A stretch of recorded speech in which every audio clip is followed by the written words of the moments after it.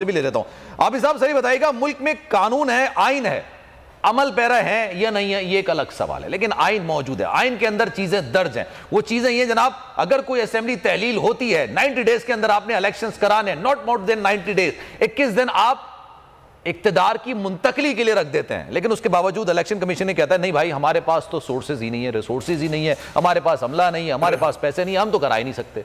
तो सर अब इसका क्या जवाब है, इसको काउंटर कैसे किया जा सकता है? पाकिस्तान तहरीक इंसाफ के पास क्या क्या ऑप्शंस अब मौजूद हैं इलेक्शन सुप्रीम कोर्ट के वर्डिक्ट आने के बाद? बिस्मिल्लाहिर्रहमानिर्रहीम। देखिए, सुप्रीम कोर्ट का जो फैसला था बड़ा वाज़ेह था कि इलेक्शन 90 दिन के ही अंदर होने चाहिए और इलेक्शन कमीशन को उसे कराना है, और उनको पंजाब की हद तक उन्हें सदर से मुशावरत करके कराना था। वहाँ खैबर पख्तूनख्वा उनको गवर्नर साहब ने तारीफ देनी थी।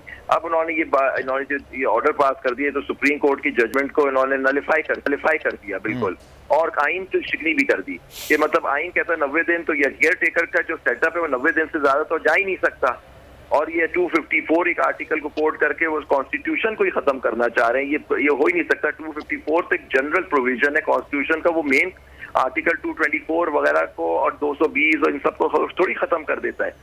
ये सारी चीजें हैं। अभी मैं बात सुन रहा था, ये बड़ी अच्छी बात हो रही थी कि हो सकता है नेक्स्ट वो कि जी वो रिजाइन कर दें, तो इलेक्शन कमीशन ही नहीं होगा तो इलेक्शन कौन कराएगा? तो ये सारी नजर होंगी, लेकिन सुप्रीम कोर्ट का फैसला आ गया, वही उसको इम्प्लीमेंट कराएंगे। अगर नहीं करते तो जी आइन शिकनी के मुतरादिफ होगा। ये आइन शिकनी जो इसमें शामिल होगा वो आइन शिकनी कर रहा होगा, violation of the act. Because मैं समझता हूँ ये इलेक्शन कमीशन के ऑर्डर ने ये एब्रोगेट कर दिया, और जो आज खैबर पख्तूनख्वा के गवर्नर साहब ने वो 8 अक्टूबर ही तारीख दे दी, वो भी गलत है, वो भी बिल्कुल सही है, क्योंकि गलत कर दिया उन्होंने, वो भी आइन शिकनी की है उन्होंने, क्योंकि वहां मशावरत की नहीं इलेक्शन कमीशन पर, उनको खत लिख दिया कि जी मैं ये तारीख दे रहा हूँ। दूसरी बात, ये केयर टेकर का सेटअप तो चल ही नहीं सकता। बताएं आप 90 दिन के बाद ये केयर टेकर के एग्जैक्टली सर, मेरा यही सवाल है, इसकी तो म्याद ही 90 रोज है ना, मतलब एक्सपायरी डेट, कोई मेडिसिन खरीदते कोई चीज खरीदते उसका एक्सपायरी डेट होती है 90 रोज के बाद, और 14 दिन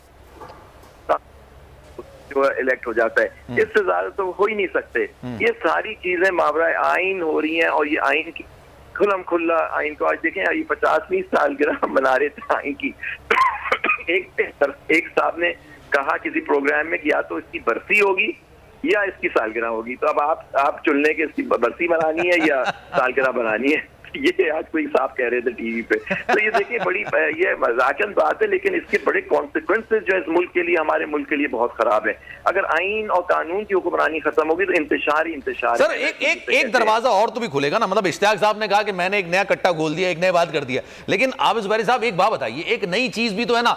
2013 की तरफ चलते हैं, 2018 की तरफ चलते हैं, जनरल इलेक्शंस इन दोनों सालों के अंदर हुए थे। नवाज शरीफ साहब के बयानात मौजूद हैं 2013 में कि ये इलेक्शंस आगे ले जाना चाहते हैं। हम सबको पता है 2013 के अंदर मुल्क के अंदर हालात क्या थे, हर दूसरे दिन कोई बम धमाका होता था। पाकिस्तान के अंदर जितने इलेक्शंस हुए हैं वो ऐसा नहीं है बड़े आइडियल सिचुएशन में हुए हैं, जब भी हुए हैं मामलात बड़े खराब रहे, और आज की जो सिचुएशन है वो कदरे बहुत बेहतर है 2018 के मुकाबले में या एज कंपेयर टू 2013 उसके मुकाबले में। लेकिन सर लेट सपोज आगे जाके फिर अगर ये सवाल क्रिएट कर दिया जाए कि जनाब हालात सही नहीं है इसलिए इलेक्शंस नहीं हो सकते, तो ये तो नया दरवाजा खुल जाएगा।